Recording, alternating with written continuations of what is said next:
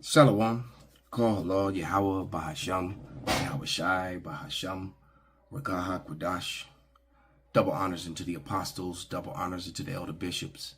Salutations to all my fellow laborers doing this work in truth and sincerity, risking their lives and their freedom to do so now more so than ever. The 144,000 who are to be judges, and the scattered elect that are scattered around the four corners of the earth, among the heathen nations that look like those heathen nations. This is not a black thing. The Israelites are scattered among all people. And to the few Akwaf that are listening and learning, I say Shalom. This is your brother Malcolm from the branch of the Great Millstone here in Chicago, coming at you another lesson in truth. And, always looking for an opportunity to serve the Lord, to feed the flock. Yahweh Shai said, if you love me, feed my flock. And in everything that I do, daily, I'm consumed by it. I live my life and try to, get my daily bread, be brotherly, try to keep the laws, statutes, and commandments to the best of my ability, and have faith in the Lord. It's both, not just one or the other. All right. And in conversation, actually, with one of my, with a doctor that I know, just in a friendly conversation, he just started telling me about how he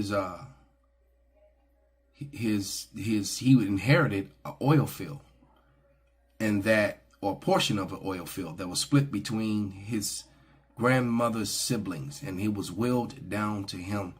And at the time that it was willed to him, before he got it, it was 20 grand a month coming from that oil field.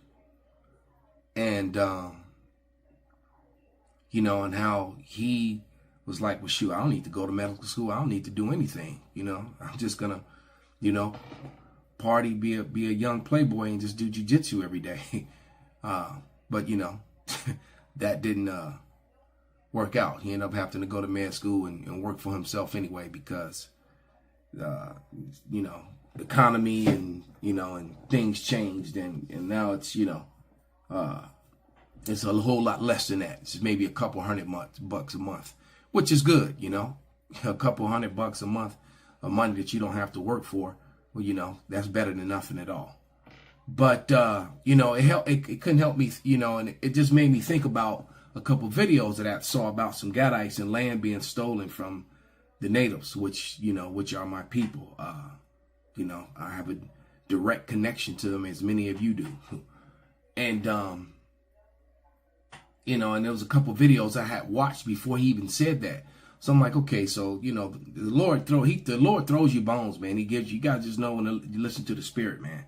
So there was just too many coincidences, and for it not to be spiritual, for me not to do this lesson. And then I come across this video as I'm setting up to do the video, using another video that was sent to me after.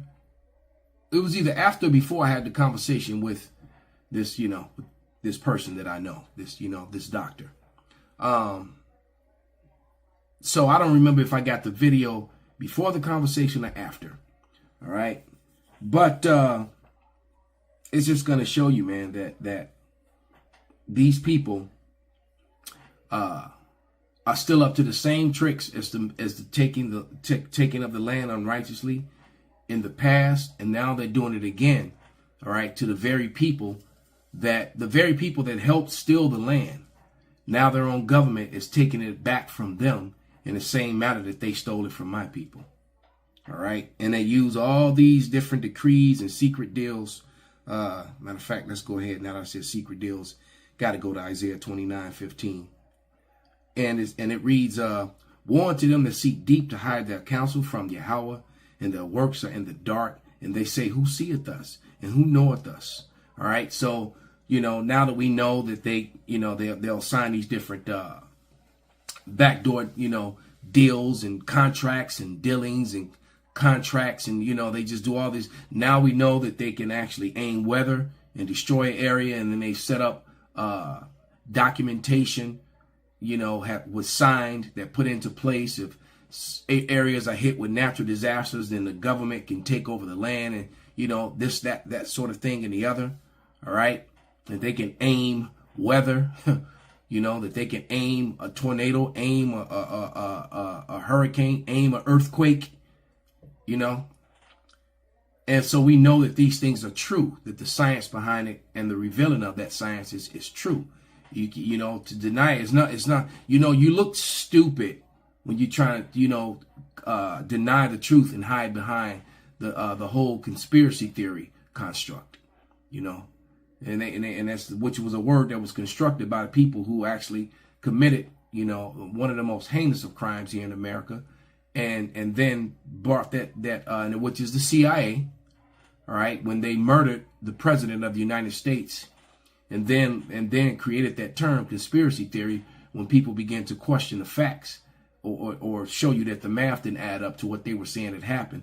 Then it turns out, you know, 30 plus years, almost 40 years later, 40 something years later, actually a lot long, almost 50 something years later, that the conspiracy nuts were actually right. Okay. So, I'm going to play this video. This video is only a couple minutes long, but, you know, it's just going to show you that this man is just beyond unrighteous. All right. With his pseudoscience and his science and his technology that when he stole the land, he built up the land with this science and technology using his pseudoscience, false science, unsafe science. All right. To do things and do things quicker and differently. And in fact, it was more harmful to the environment, to the people, to the water, to the air, to the animals, etc. So here we go. In your area, it was 50 to 60 people in Western North Carolina that are already inexplicably sick. And by inexplicably, I mean they don't know what's wrong with them. And the reason for that is all kinds of shit has washed into that river. Literal human feces from septic tanks that were ruptured, wastewater treatment plants, thousands of cadavers, even though the official reporting is that it's only 213 dead. Well, that conflicts with one coroner that I personally spoke with that had 1,200 people in reefer trailers, and another EMT that told me he was stacking body bags in the back of ambulances like cordwood. Okay?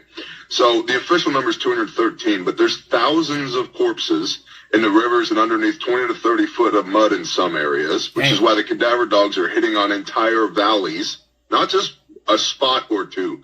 The entire valley is filled with bodies. Then you've got dead animals. Then you've got wastewater treatment plants, septic tanks. You've got FS, Nuclear Fuel Services, that lost, the official reporting is they lost training barrels, right? Training barrels, 55-gallon drums that they use for training purposes, even though, you know, part of what we do on the Caleb House side is very intelligence-driven. And so some of my Caleb House guys came out for this grindstone operation because we needed intelligence. Well, we spoke to the former training manager at NFS who said, nope, those aren't training barrels, those are live barrels. Wow. And officially the number was, well, it's just one live barrel. Then it was 5 live barrels. Then it was a semi-load, 250 55-gallon drums. And we know because the semi was found and documented under 10 foot of mud. Damn. So you've got nuclear fuel or waste fuels. You also have the facility at NFS. They said they lost a pole barn in the flooding. They didn't. They lost a 10,000 square foot decontamination unit and all the contaminated parts and all of the decontamination equipment washed into the river. Then you've got a PVC plant. You've got multiple concrete plants, all of which washed into the river. And part of the problem here is that there are hundreds of homes that should be condemned. And I'm not for the government condemning people's home. And so now they're able to go in and acquire that land at the death and destruction of the land. All right. Also, they could, harvest and make business of lithium. This is Ecclesiasticus, or the book of Sirach 14:5. And it reads, he that is evil to himself, to whom will he be good? He shall not take pleasure in its goods. There is none worse than he that envieth himself, and that is a recompense of his wickedness. And he doeth good, he doeth it unwillingly. And at the last he will declare his wickedness The envious man have a wicked eye. He turneth away his face and despiseth men. A covetous man's eye is not satisfied with his portion. And the iniquity of the wicked dryeth up his soul. So, you know, they can never have enough. At the death and destruction of their own people, at the death and destruction of the land, at the death and destruction of the animals of the ecosystem, which we all need to live. And it all this came from a conversation about someone inheriting something that was stolen in the first place. All right? Because this man, he just cannot have enough. So let's go to the next video. All right? And this is just the true nature of Esau Edom. Good cop, bad cop. You got the preacher here who's trying to, you know, keep the peace and broker this land because he wants all these natives, these Gadites in his church so that he can conform them to Christ. Then you got the bald-faced devil that just wants to assimilate the land to himself, all right, while giving them empty promises and making life, and so that he can making matter of fact, this is the reason why so many, when you go out in the middle of nowhere in the plain states and you see those big old ranches, right, all that farmland, and it's probably about 90% white people that live on them and live in them. It was all stolen from the Gadites, the brown Gadites. They're not red. Matter of fact, the real red people is the so-called white man. You can see his pinkish red flesh. All right. Esau been trying to hide his identity for a very long time. All right. Natives are brown. As a matter of fact, they were even much darker than he is now. If you go back 100 years, 150 years, the brother Cootie Merrow revealed that technology that showed you that made the old black and white pictures from the mid and early 1800s in color, and it showed you that natives were just as darker than some Negroes. All right, why? Because they're actually the same people. All right. But anyway, without any further ado, and as a matter of fact, I think this was from Hell on Wheels, so I'm gonna declare the copyright.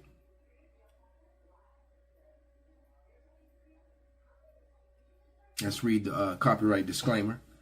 All right. Copyright disclaimer under Section 107 of the Copyright Act 1976. Allowance is made for fair use for purposes such as criticism, comment, news, reporting, teaching, scholarship, education, and research. Fair use is permitted by the copyright statute that might otherwise be infringing. So, yeah. So these clips are being used for educational purposes, for teaching purposes. There is no monetary gain from this, financial gain from this, spiritually maybe. All right. So without any further ado, and this is simply titled American Indian, an Israelite, a Gadite land swindle. Better than what? So let's take it back. A better way of life. Better than what? Better than what you have. I like what I have. I understand that. But now, I hate to interrupt, but, you know, this guy, this pug, pink face, fat face, bald face pig,